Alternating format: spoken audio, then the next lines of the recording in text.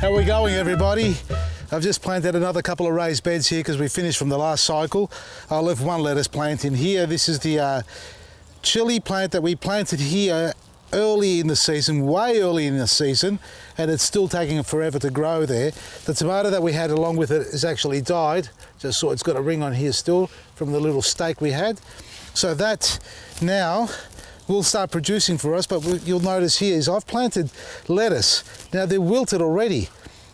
It's because I've got no mulch on this bed, and the reason I've done it like this is to show you that you can have the best soil in the world, and this is our planting mix, but with a hot sun, and today's going to get to about 31, 32 degrees, these plants are already wilting. Now I watered this about half an hour ago.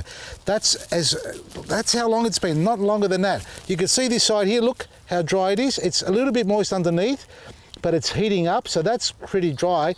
This side that's still in the shade, it's still got its moisture. Now, it doesn't take long for the sun to kick in and dry it out, so my advice here today is mulch your garden bed. Pick your favourite mulch. Go to your local garden centre and find your favourite mulch that you like, whether it's pea straw, sugarcane, lucerne, even old grass clippings that have dried out completely and are dehydrated. They're not going to leach out into it and kill your plants. Even that will be better, not cooch or kikuyu obviously, than having no mulch at all. Now, I've got my bean straw. I've got this out from another bin that I've got there filled with water. It's been inoculated with our liquid fertilisers, our EcoButch and Liquid Gold. You've seen me do this 100 times.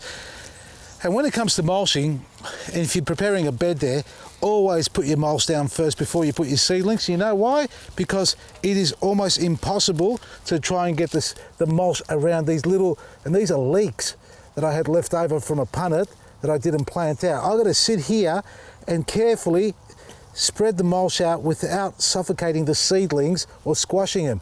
Whereas if you had your mulch down straight away like this, you can just pull it apart, pop your seedling in, and it's done. Now I'm doing it the hard way to show you that it can still be done. You just got to take your time and be patient with it. And the benefits of the mulch, well, it keeps the soil cool.